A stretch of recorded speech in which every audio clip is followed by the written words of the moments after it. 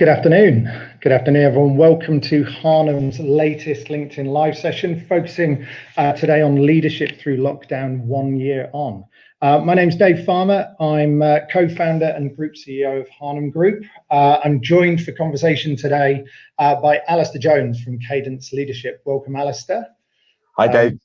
Hi. Do you want to give a brief introduction to yourself to kick off?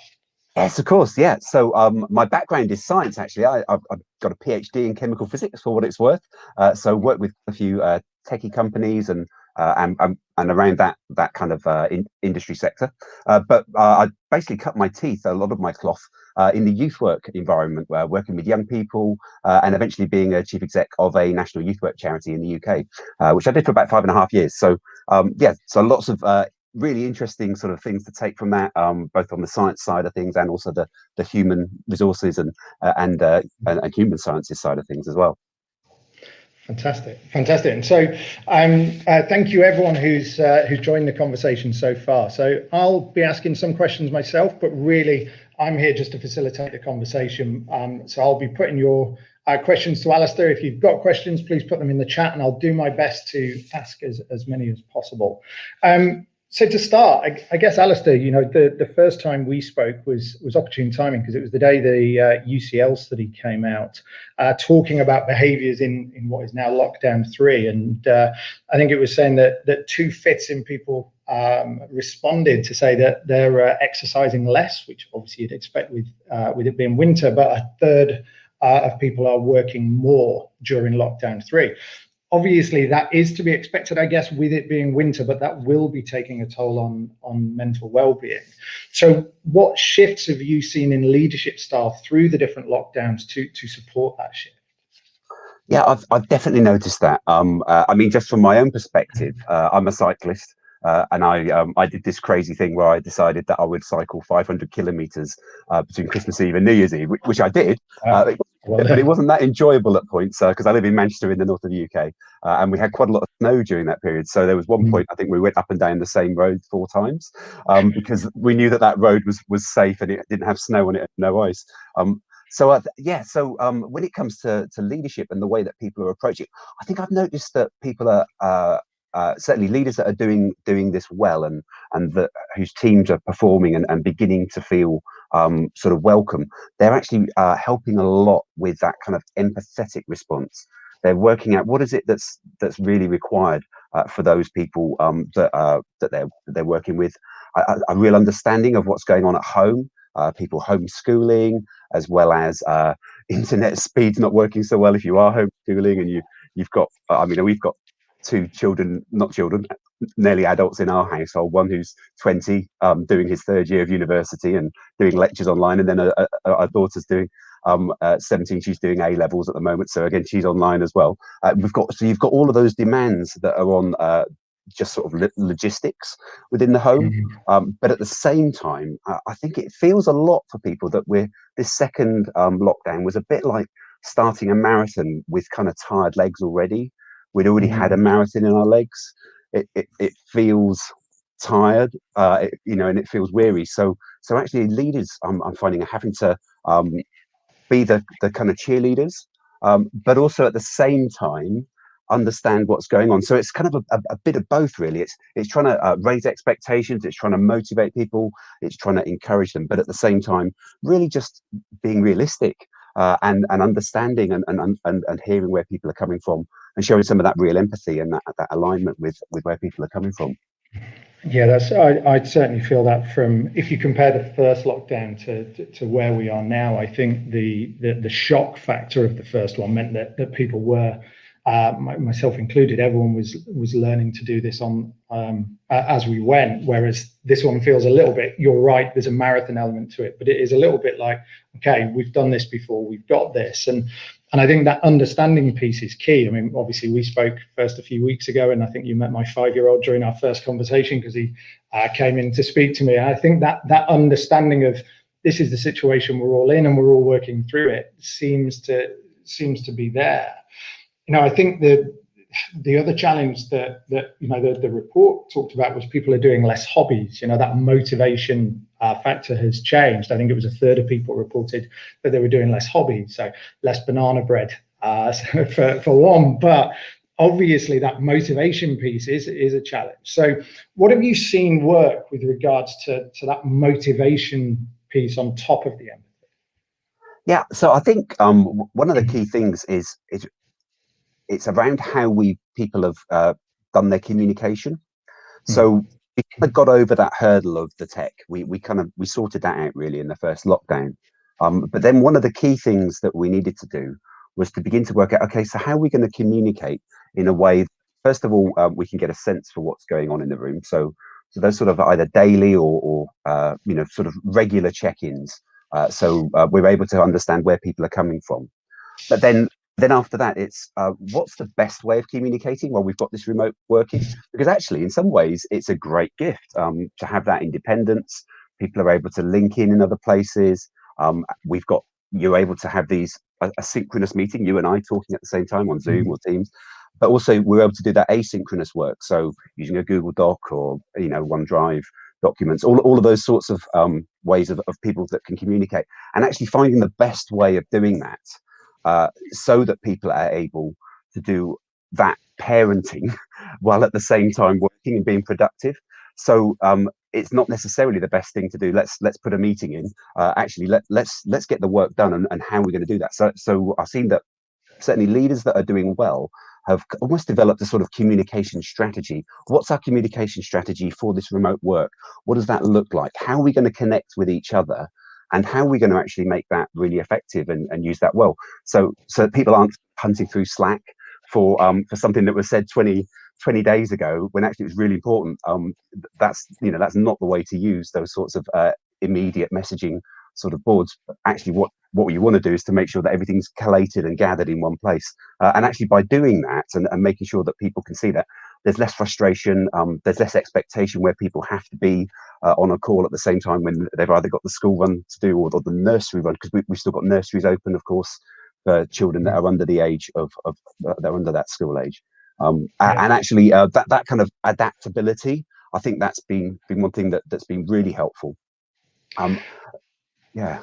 And I was just going to say, there's a question. I'm going to ask a question from Grace first, talking about morale there, because we've talked about empathy, we've talked about understanding, and that challenge, as you say, of school children being at home with us. What are some good leadership practices that you've seen for keeping up morale in this remote world? Yeah. So I think certainly how we gather people and the sort of the use of the physical medium. So people that have actually sending out packages to all of their teams before a meeting. So it means that there's a lot of prep that can go in there, but actually sending out a whole bunch of, whether it be chocolates or things that you can do. I do this thing in my leadership development when I'm talking about leadership upside down, and I use a bit of Toblerone. So actually sending a bar of Toblerone to people so that they've actually got something physical to do. And again, little things like that, because we're all craving human connection. We all kind of feel remote and distant, but actually human beings, by nature of who we are social animals, and we really need to connect. So I often say, actually, one of the key things is that scientists, and I can say this because I'm a scientist, scientists should never get to name anything. So social distancing is just rubbish. I think that's what we call it in the UK. I think in Germany they've got a lot better. That their version of it is actually called is a version of physical distancing. We physically distance each other in order to protect ourselves from the virus. We put a physical mask in the way. Because that's what we need to do to prevent the transmission of COVID. But actually, socially, we need to be more social than ever. So actually, connecting, giving space for that, and allowing people to come together and connect socially, but then also using those other dynamics and it's almost using those other senses. So I know, for example, at Christmas there were people that didn't, they couldn't do their Christmas do, but there were a lot of companies and leaders who did those kind of try at home. I've seen wine tasting that's happened on as a synchronous event sort of on Zoom, but right the way through to other things as well. Some of us are a bit tired of that now, the kind of all getting together to have a party or whatever. But actually, I still think people connecting has been really helpful, and how we do that in a safe way. I think the other thing is kind of just how we're able to encourage our staff. That we really do take encouragement for granted so much, and for it to be genuine and authentic is really key. It's one of the key things that continues to motivate us. So it's not just excuse the terminology, blowing smoke. Uh, but actually, it's about when someone's done a job well, it's giving them the credit for that and having the confidence as a leader sometimes to say, this is that person's credit. Quite often, the job of a leader is to take the blame when things go wrong, but to give the credit to your team when they've achieved it. And actually, that's a really strong leader, because first of all, that takes confidence and security in being able to do that, but also it affirms people and really helps to encourage them as well, so people can feel that they're contributing something really key. So I'd say, I mean, loads of other things as well, but those are maybe a couple of points that might help us sort of get towards that question. And I think that authentic point that you talk about there, that is that's it's really relevant. I think sometimes as leaders, you forget to tell everyone that we're all going through this together, and we're all learning as we go. And so that authenticity of, we will make mistakes as well, because we're all going through this together, and we're trying. And so some of the things we do will land, some of the things we will work, some of the things we do just won't. But work with us, give us feedback, and let's all work on this together. I guess in some respects, on the flip of Grace's question, Mahendra was talking about how you create the same intensity and level of energy when people are working from home continuously. What advice have you got on that? Yeah, well, that's really interesting, because it is really hard. People we're working at home, and I think actually helping to put some sort of really strong well-being practices in place, and making sure that people have that motivation, and it doesn't feel like the mouse's wheel going round and round. The 2nd of February, that's a week ago today, is the date in that film Groundhog Day. That is yes. The Groundhog Day, and there were quite a few things going around the internet. I must admit, I contributed to it as well, and it kind of so much of it feels like, well, I'm just getting up and doing the same thing day after day. And I think actually a changing environment, a changing dynamic of how my work is and what it looks like is really key. So giving people the opportunity to engage in that, and actually just mixing things up so that there isn't that constant humdrum, and everything feels the same. So encouraging our staff to go out for a walk in the morning, or to do those bits of exercise the UCL thing. I think it was only something like 13% of people are actually doing more exercise. Yes. So there are some people that are doing just that little bit more exercise. I'm definitely doing less, because I'm worried about coming off my bike and breaking my collarbone. But yeah, I think keeping that intensity of, I think it's about variety, it's about encouragement and motivation, and then I think also that effectiveness that we have, it comes about really as we begin to think about this long-term strategy. How is it that we can really engage? What does that productivity look like? And for me, I think that kind of moves us sort of into the realm of sort of psychological safety, which we might talk about later, yeah. And psychological security. People need to know that their job is secure, that they feel safe in their role, and actually once they've done that, they're then able to sort of put that to one side. They're not worried about the future, and instead they can really achieve and thrive in what it is that they're going to do. So yeah, I would say variety, putting in those kind of different elements of well-being. We can maybe talk about those later, and yeah, sort of real sort of active communication. And it's what we've certainly looked at as an organization. I think I am one of those rare people who started exercising more during this time. One of our team said, let's do longer lunches, so that obviously you can't exercise in the evening, so you can get out at lunchtime, and I've taken advantage of that, and it has been a real help. Similarly, getting out on my bike, which is ruled out this week, but just getting that time away from the screen, I think is so beneficial to people.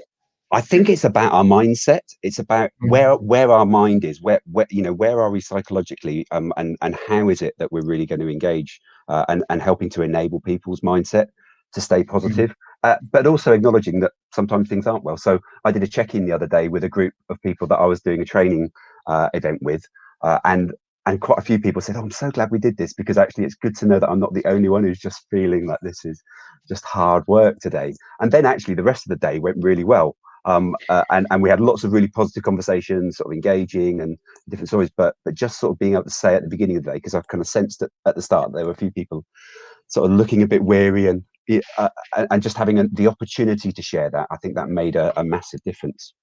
I think that you're right. The shared experience, which I've certainly experienced on the parents' WhatsApp group of all of us trying to homeschool at home, and you think you're the only one who's struggling, and then you notice that everyone else is in the same boat, and you do get that feeling of, okay, maybe it's not just me. Now, one of the things we talked about going back a few weeks was companies' attempts on monitoring productivity, and Sarah actually asked a question on this. We've seen all the things on the internet stories of people where you can see what they're clicking and all of that. What are your thoughts on attempts by companies to monitor that productivity?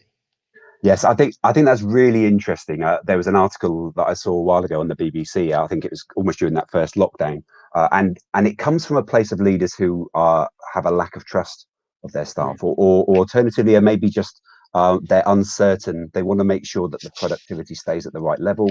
So therefore, they think, well, the way that we make sure that is we have some sort of quite intense monitoring. And the danger of that is it can kind of move to that micromanaging side of things, which is never productive in the real world, even if or the remote world. In either way, it can kind of we end up trying to do two jobs, our own job and the person who we're line managing as well. So personally, I think the trust that people have been given has, well, in my experience, has always been rewarded with productivity and with results. The more we trust someone, the more we actually say to them, you can do this, and believe in them. Maybe that coaching approach of leadership, spending a bit more time relationally with someone, but then giving them the freedom to move forward and to be able to deliver that. That for me, that's how we get results. That's the place where performance comes from.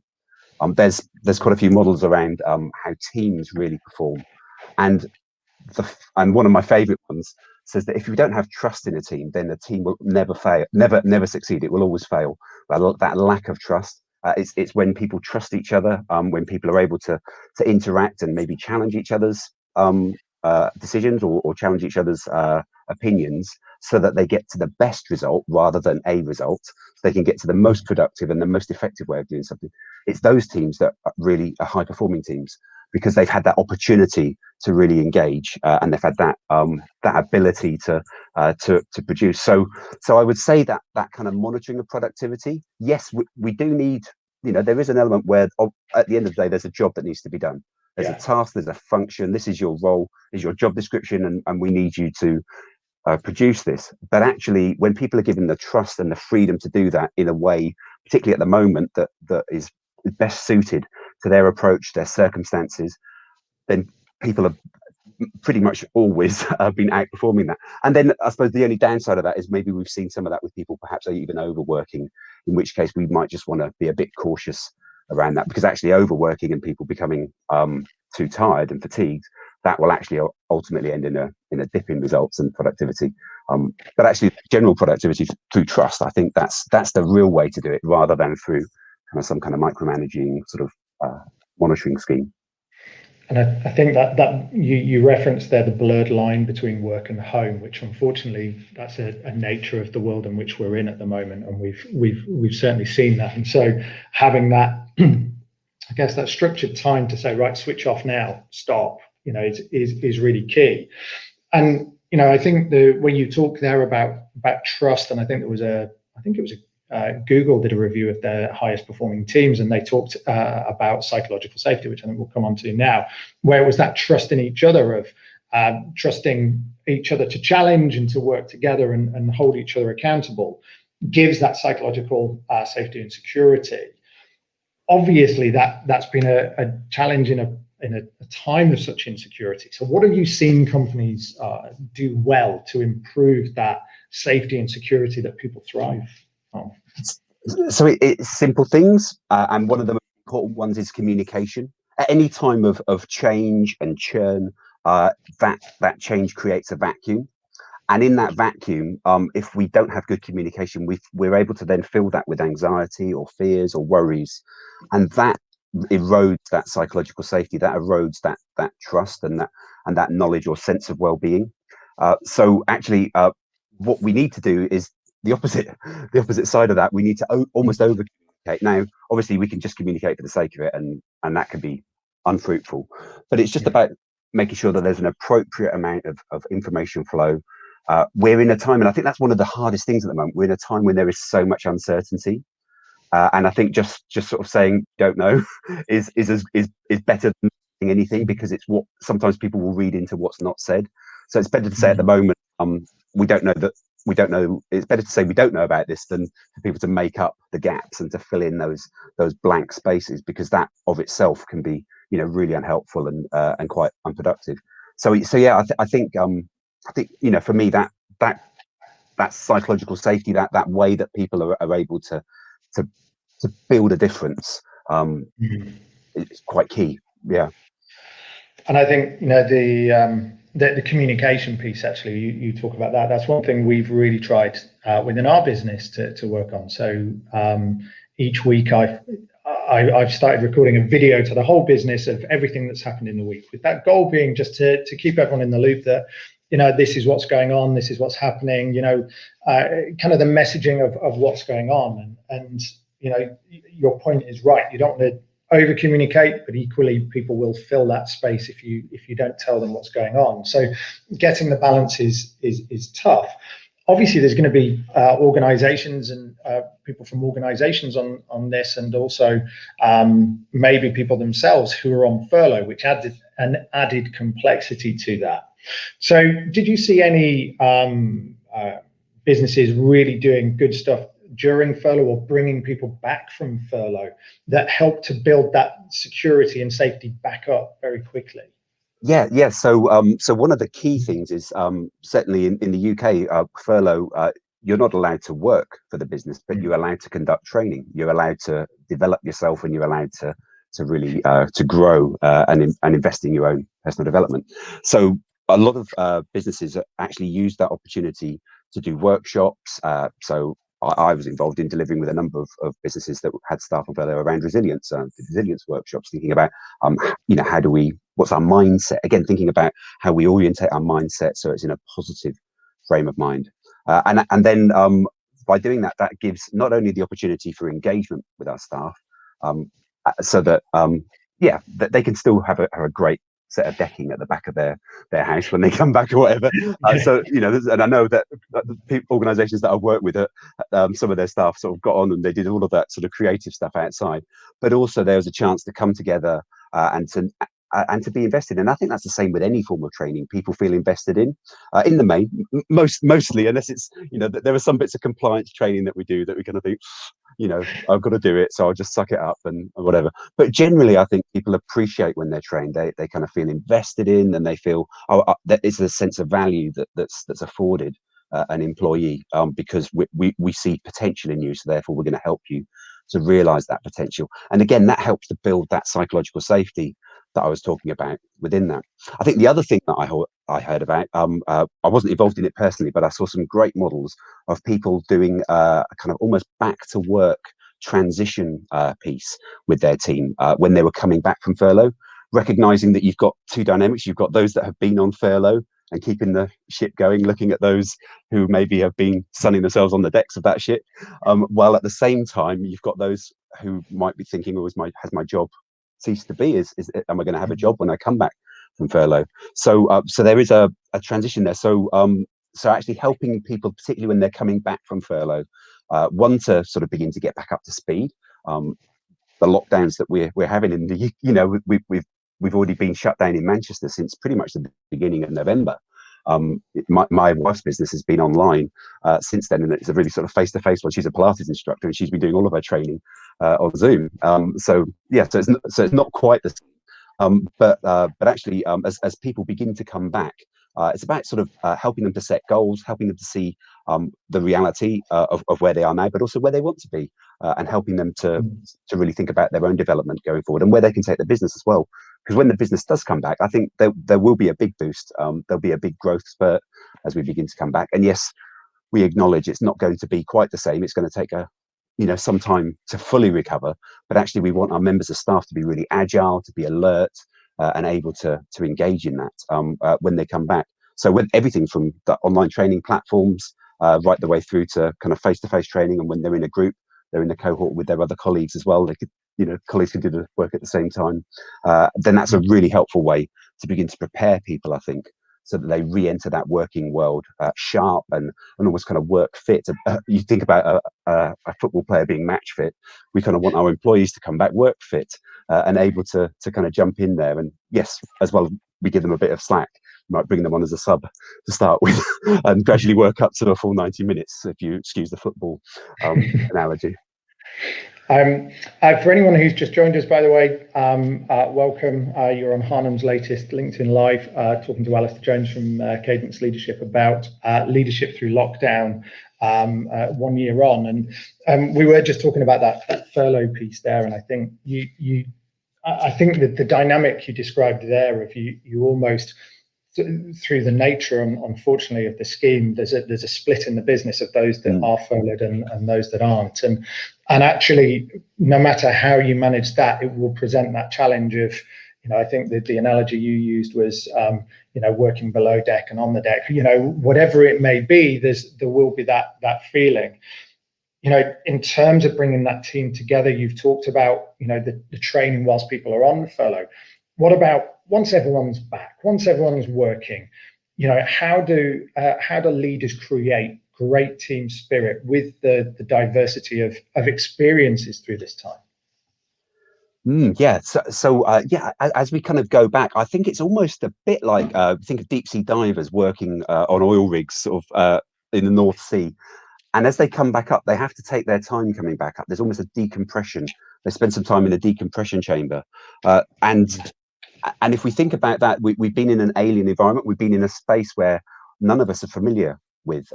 It's not happened for 100 years to this extent. And even then, 100 years ago, it probably wouldn't have even happened. There's no way we would have happened. We would have been able to work like this. So as we begin to sort of re-enter that work, that decompression, what does that look like? How do we help people get reintegrated? How do we begin to bring people back, recognizing that different employees are going to have different needs as well. So we've got those who are single, live alone, or they might live in sort of shared houses because they're starting off in their working life.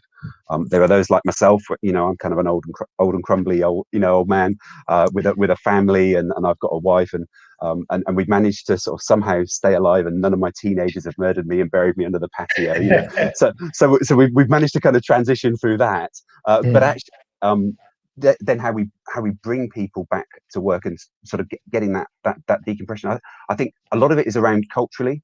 So we've kind of built that level of trust. I think then it's about what that process of reintegration looks like, because the culture is going to have changed. It used to happen every day when we woke up before the pandemic. Every day we wake up, the world has completely changed. It's never going to be the same again.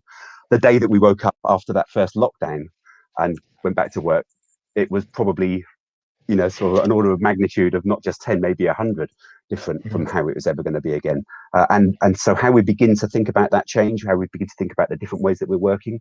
And I think actually thinking about the purpose of what is it that we can really gain from this remote work? What does that look like? And how are we going to do that intentionally? So how are we going to use some of the benefits of remote work? Because I think remote work in many ways will be here to stay. People might be able to use that flexibility. We might be able to bring in employees from around the world, around the globe, working on slightly different time, in which case that kind of asynchronous communication is going to be really key in order to really engage people effectively. But at the same time, how we kind of bring people back into the office. So there'll be those that are ready to come back yesterday.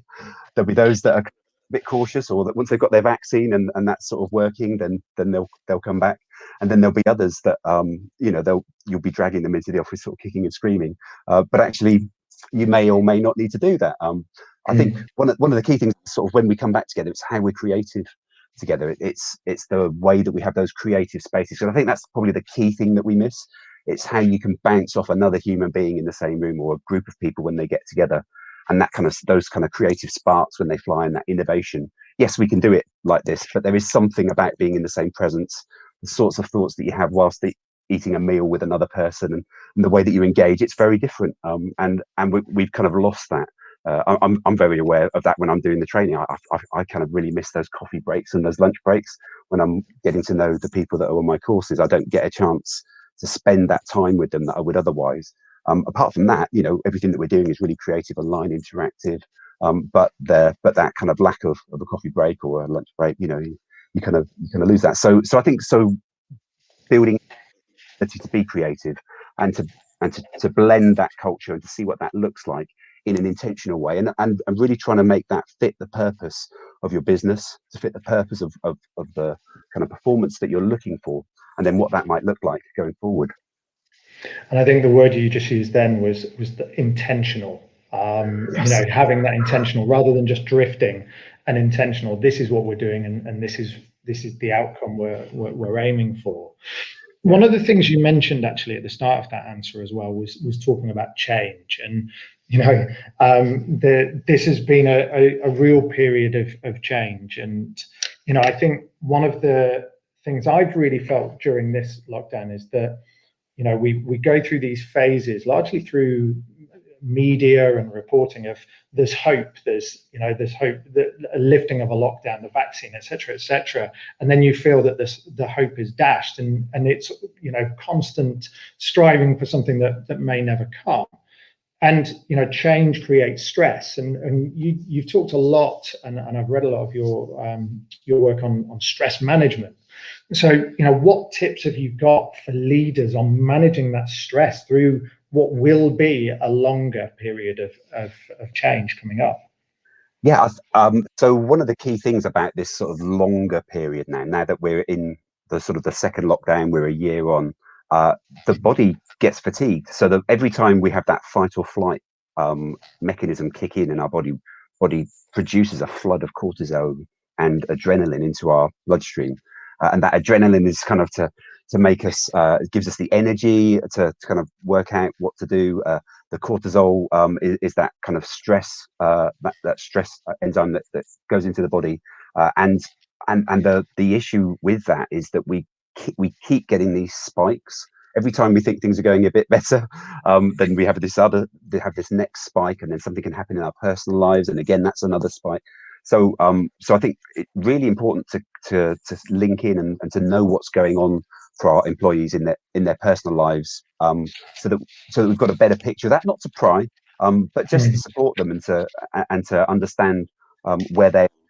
I'm amazed that in the UK, lots of people have been moving house, partly because they've been living in flats and they wanted to get into a house, or they didn't have a garden and thought, oh, I'd really love a garden. All of these different things, which just about some space. And for people that have been able to do that, you know, obviously not everyone has been able to do that, but they've kind of taken that. So change is something that I think a lot of people have really embraced. But the other thing to take into account with change is that it starts with a sense of loss. It starts with grief. It starts with the fact that we have lost the opportunity to go out with our friends. I think I posted a picture on my personal social media the other day. The last time I'd got down to see my football team in Brighton. I live in Manchester, and I went down to see Brighton, and that was over a year ago now that I got to that live football match. And that's something that I don't do every 2 weeks, but I go quite regularly, or go to an away game up here and those sorts of things. And I'm really missing that, meeting up with friends and working within that. So we've got that sense of loss. And then as we kind of look at change, and as we begin to think about how that reintegrates, we have a loss. We can go through frustrations or anger. We've kind of all gone through that period, but we can also then come straight back to that. We can get back to the angry phase. It doesn't just happen in we talk about a curve which Kubler-Ross designed when they were looking at grief for losing a person, but actually we can move up and down that. It doesn't just go in one timeline. We can kind of revisit that, and obviously at the bottom of that curve is that depression or that low mood, and we only get out of that by beginning to see that new hope, by beginning to experiment before we get to there, like what could the possibility of the future look like, and how can we get there. So actually as we begin to look at that change, I think it's about offering hope. It's about seeing the vision for where things are moving, I don't know one business in the UK that hasn't pivoted in one way or another. So, and the only way that we can pivot is if when we've got members of staff and our team that are really able to embrace that, provide the innovation and the skills and the wherewithal to help us to achieve that and thrive, because there's been so many times that we've changed and sort of negotiated those. Sometimes a little micro shift, and other times a massive move in a completely different direction. Looking back, I'm going to jump in with a question from Karuna here, which goes back to our point on communication, because Karuna says that she's found it difficult to give more junior members of staff the impression that they can easily reach out to superiors. So do you have any advice on communicating that and enabling that more effectively? Yeah, that's really interesting, because even in the physical space, that doesn't happen well. We often talk about, oh, my office door is always open. Do feel free to come in. I don't know if you work in an open plan office, Dave, or whether you've got a side office with you can open the door when you're available, or you close it if you're in a private confidential meeting. So that's something that's hard in normal world and in normal times. But actually, being able to give people, I suppose it's really the confidence that they're not going to be pestering, or they're not going to be viewed as someone who's weak because they've got a worry or a concern to raise to one of their senior leadership team. So I think we have to role model it the other way. I think it's about our own vulnerability. There's a great leadership, and she talks about all sorts of things, called Brené Brown. And she often says that vulnerability is kind of one of the key parts to leadership. And actually, when we model that well, then we can really create a culture that people are able to engage in. And she says that vulnerability is the first thing that someone looks for in you, but it's the last thing that I want to show in me, because we kind of see it as a sign of weakness. So actually being vulnerable and being willing to share something, again, appropriately. So kind of having that wisdom and the right sense of what is it that's appropriate to share, what is it that wouldn't be appropriate to share, and doing that, and then we're modeling a sense of communication. We're kind of reaching out. Is this disclosure? And then in the same way, through a disclosure, we're able to invite some feedback. We're able to invite people to communicate with us. We wouldn't have the time to maybe hound all of our junior members of staff, but at the same time, there are little practical things that we can do. If I don't know if you're someone who likes writing cards, I really struggle to do that. But actually just getting a card from the boss, that arrives in your house, when the postal systems work, or just something sort of practical that can make a big difference as well. That can really lift people's spirits, or just connect people in a way that's physical as well as virtual, and then it goes across those different media then. I think that's it. I think there's two things I take from that. Again, we go back to that genuine and authentic leadership style that you talked about in one of your earlier answers. But actually, thinking about that role modeling piece there, the number of times I've said to our entire business, metaphorically, I guess, my door is always open. Please, if you need anything, contact me. And not many people ever do, but it's like you say, that role modeling from the other side. Actually, I can reflect that, those little moments of, be it a card, be it something that you do the other way that is more than just, say, a Zoom call or something. I can reflect that actually that's probably not something that I've done too much. So we're not necessarily role modeling the behavior the other way of changing that communication, I guess. And just on the back of that as well, it's maybe diary some of that time in, so people know that they're not going to be interrupting you in the middle of a meeting. So there might be 1 hour a day, or if you've not got a large organisation, or it might be an hour or a couple of hours in the week where people can maybe book using some kind of automatic calendar system. People often ask me, what's the best productivity or time management app out there? And I heard this on a podcast recently. It's actually your calendar. There's a friend of mine who says this statement. He said, if you don't book it in, you book it out. It's only when we book things into our diary that we can really see the important things in our job. And another challenge is, does your diary actually your job description? And could I tell from looking at your diary, what your job is? That's kind of the next stage on that. But actually, just by making space for that, it gives permission, it communicates that, and you're right, people may or may not use that, but just the fact that people know that, well, there's not going to be other meetings at that point, so that is a good time. And obviously, if no one troubles you during that time, then you're able to get on and do a shed load of work at the same time, you know. So. Yeah, I think that's a really good point for Karuna there. Actually, booking that time in, because the assumption will always be that maybe you're busy, or there will always be some reason why someone may feel like they shouldn't contact. But actually, booking the time in to say this is the time where I will do it, I think is a really valid point and a good idea, and one that maybe I'll take on board, rather than just hoping that people email me or get in touch through this time. One of the things that we've done as a business for the first time over the last 9 months or so is remote onboarding. We were Harnham were an organisation that before March last year were 100% office based, and actually in the period of about 5 days in March last year, we went from that to fully remote very quickly, and then we've had to learn to onboard people remotely. Now, I read something this morning that talked about the 3 key things that people miss through remote onboarding was bonding with teammates and relationship building. Interestingly, based on the last answer, an opportunity to ask questions of people, and also the time that it then takes them to understand processes. So what have you seen companies do or organizations do to achieve successful remote onboarding, either before or during this?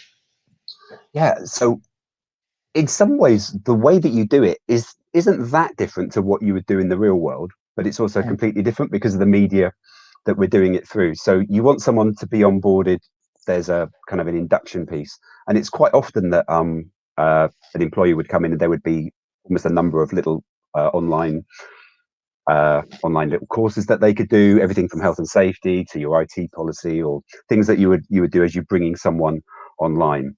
So there's those kind of functional skills. They're kind of that almost like directive type skills. The next thing that I think really needs to happen is there needs to be a sense of ownership, and there needs to be a sense of belonging. Because if someone doesn't feel like they belong somewhere, then they're always going to feel an outsider. They're always going to feel as though they're looking in, rather than feeling a part of that. And you need people to feel a part of that team in order to really be a high performing team and to get those results. So it's when people are bought into that culture, and I'm aware of some of the cultural things that you've done at Harnham, which is great. So like ringing the bell during the World Cup and all those sorts of things, which just sound great when I was hearing those stories of that. And so what do those things look like online? And that will take a sort of an element of creativity. There are going to be creative people in your team. Have you asked them? Have you said to them, what some of the ways that we can do? Almost kind of throwing, this is a situation, this is something that we've acknowledged. I've been working with some quite large companies in the UK, online companies that have onboarded a considerable number of staff during this lockdown period. They never worked in that head office, but beginning to feel a part of it. Obviously, they're very grateful for the fact that their pay arrives, because they're obviously achieving and the company's doing really well. But actually, it's not unless they feel a part of it and they really belong that they're going to really feel fully able to contribute, and you won't get full performance out of them. So actually helping people to belong, and that's certainly what I've seen some of the businesses do. So ways of getting people to engage. Making sure that that when people come on board, they're not just left to kind of do a whole load of online training courses, although that kind of functional stuff, that's really necessary and compliant. It's about how people are able to engage, and those are probably also the people that you bring into the office first. They're your first wave of people back, because you want them to begin to have a sense of place, to have a sense of their work colleagues and what that's like. Now, it might be they don't need to, so again, you judge it on those personal, person by person case. But I think actually that will be, that will really make a big difference. And yeah, there are going to be all sorts of ideas out there in the workplace.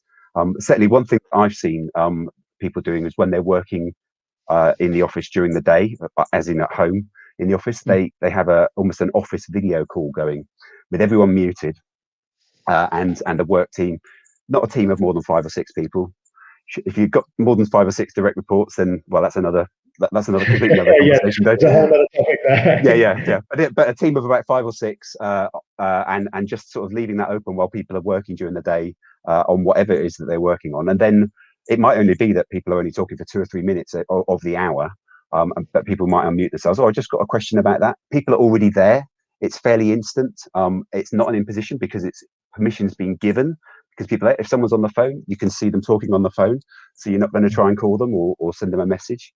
And again, it's just that kind of way of bringing people together in that virtual way, but just trying to do things in slightly more creative ways. Sometimes almost trying to subvert the tools that we've even got now, using Zoom to not talk to someone and just watch them. A little bit voyeuristic, perhaps, but what we're doing there is we're creating that kind of virtual office space.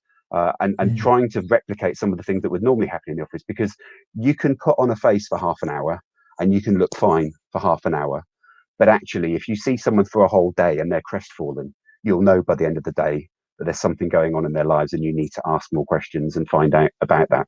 Whereas in the half an hour of a morning check-in, you can be pretty, you can sometimes be chipper enough just to get through that. And then when the camera goes off, you kind of go into a little room and then that can be really tough. So again, it's about finding out what's really going on for people, and again, that's not spying on someone. That's creating a collaborative space, and it's about the purpose of this. And as long as it's done for that reason, not for the spying reason, then I think that could be really helpful.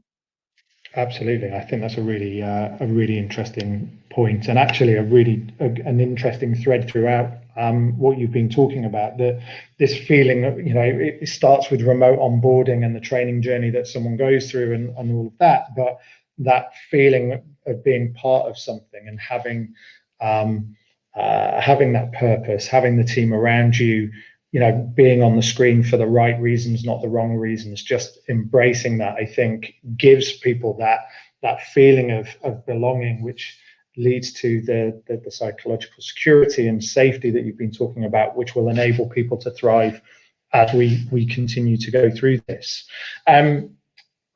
Thank you, Alastair, for your time today and answering our questions. I know I've certainly learned a lot, and I've really enjoyed the conversations we've had around this. Thank you to everyone who submitted questions. Thank you again, Alastair. Thank you for watching, and we'll be back soon with another LinkedIn Live. Thank you. Yeah. Thanks very much for having me.